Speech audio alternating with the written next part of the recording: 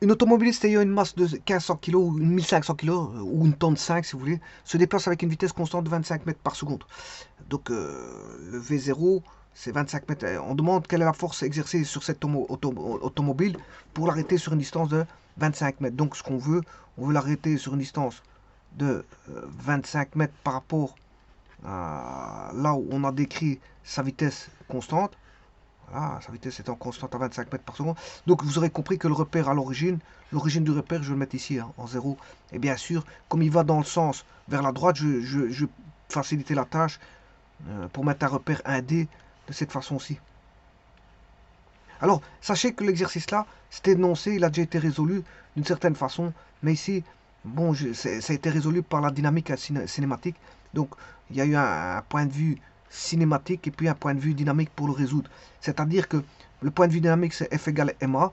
On connaît la masse.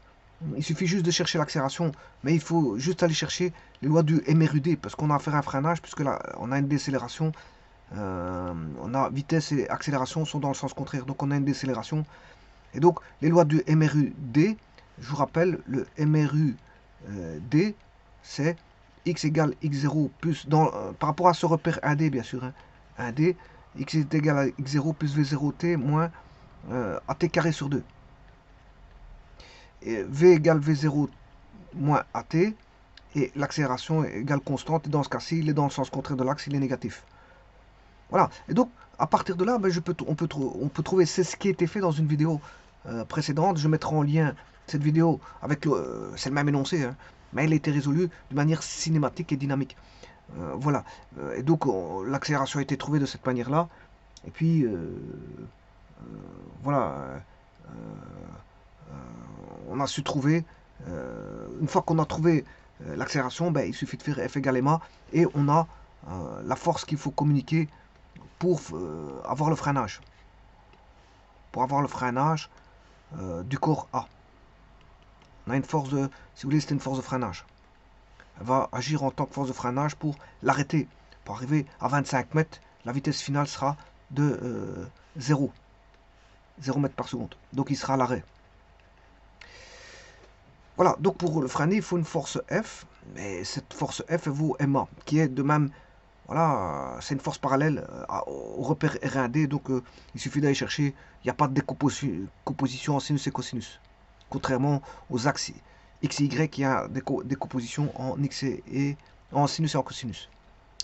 Alors ici, bien sûr, une deuxième méthode, c'est de le faire par les énergies. Bien sûr, travaux et énergie. Hein. Alors, le travail effectué par la force sur une certaine distance que je vais appeler le travail W, c'est un travail de freinage de la force F, force de freinage. Le travail de la force de freinage doit être égal à la variation d'énergie cinétique. Voilà. Et donc, la variation d'énergie cinétique, c'est 1 demi M V2 carré moins V1 carré. Voilà, et là, c'est la force fois le déplacement. Et donc, de cette manière-là, euh, on sait trouver la force F sans passer par les accélérations. On sait trouver la force F sans passer par les accélérations. Donc, vous aurez compris que la vitesse finale, euh, donc ici c'est la vitesse finale moins la vitesse initiale. Voilà, bien sûr au carré. V2 et V1. Vitesse finale, elle vaut 0. La vitesse finale vaut 0. Donc on a moins 1 demi m vitesse initiale qui vaut 25 mètres par seconde.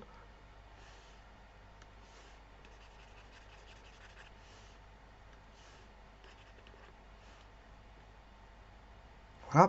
Et la force, ben, il suffira de diviser, pour trouver la force, diviser par la distance parcourue.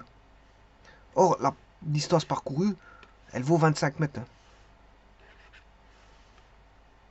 La distance parcourue, tout est connu ici. Et donc là, de cette manière-là, on s'est trouvé, par cette formule-là, on s'est trouvé la force de freinage. Donc une force de freinage peut se faire par l'entremise des travaux et de l'énergie cinétique. Alors, le travail nécessaire, l'énergie cinétique va servir à effectuer un certain travail de freinage, on va dire ça comme ça. Énergie cinétique, là on a un potentiel d'énergie cinétique, enfin on a une énergie cinétique en présence, c'est ça que je veux dire. On a une énergie cinétique en présence, voilà qui est là et qui va servir à effectuer un travail de force, un travail un travail de freinage par l'entremise d'une force de freinage qui est F sur une distance D. On va dire ça comme ça. Bon, alors si je calcule, alors vous voyez que la force de freinage est négative, hein, c'est normal, parce qu'elle est ça a une force résistante, donc elle est négative. Donc moins 1,5, la masse je sais c'était 1500 kg, 1500, fois la vitesse initiale, je crois que c'était 25 mètres par seconde. Ouais. Et la distance à freiner, c'est 20 sur 25 mètres. Donc ces deux 25 tombent, il va rester 1500 divisé par 2.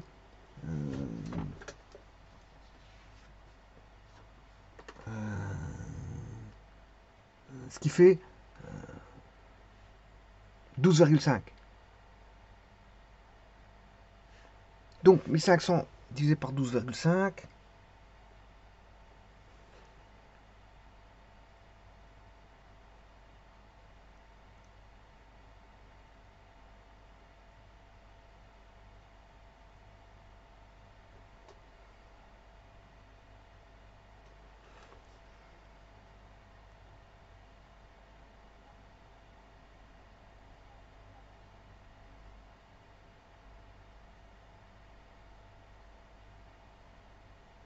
Oui, attention que il manque un carré, hein, je m'excuse.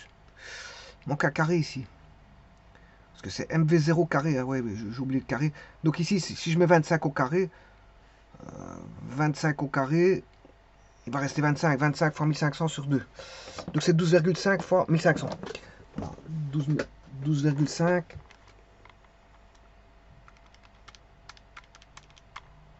18 750, c'est ce que j'avais trouvé dans la vidéo précédente concernant la résolution par voie dynamique et cinématique.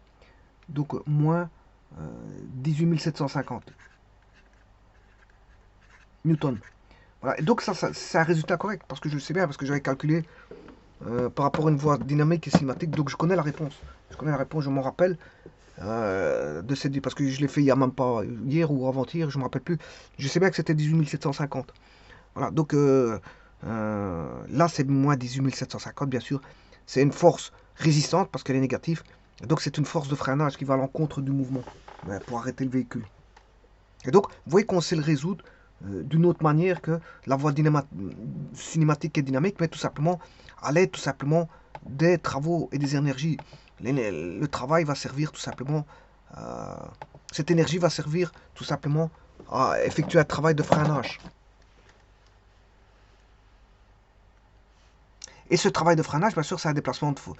C'est une force qui va être appliquée sur un corps en déplacement. Pour l'arrêter, on applique une force sur ce corps en déplacement pour l'arrêter. Donc, c'est ce qui se passe dans les freins. J'ai déjà expliqué tout ça. Au niveau des freins, c'est comme ça. Bon, on applique des forces de freinage pour arrêter le véhicule. Hein.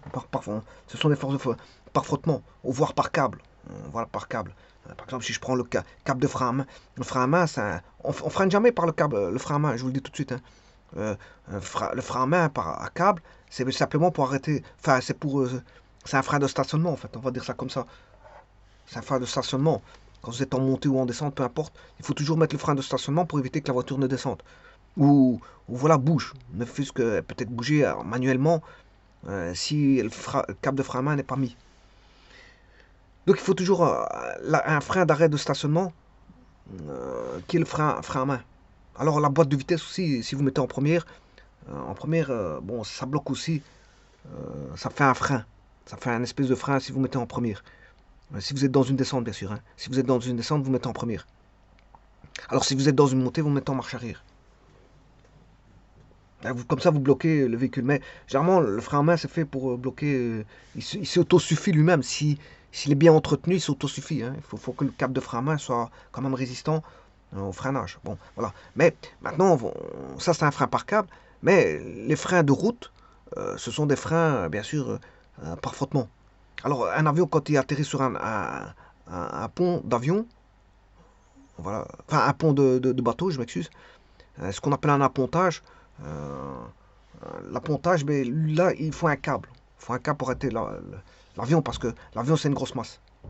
Voilà. Et donc, on peut le faire par euh, l'entremise du calcul des travaux et énergies d'eau. N'hésitez pas, si vous avez des calculs, mais de voir si la... Et vous voyez que c'est plus rapide, hein. La façon là, parce que si vous faites avec dynamique et cinématique, bon, il y a plusieurs équations. Mais là, il n'y en a qu'une seule et voilà, on trouve tout de suite la réponse. Donc, cette voie-ci, elle est beaucoup plus rapide, hein. Si vous voulez résoudre un tel problème, ben, pensez, je veux dire, s'il n'y a pas lieu d'utiliser ce moyen-là, cette voie et moyen qui est voilà, la transformation d'une énergie en travail. Je vous remercie.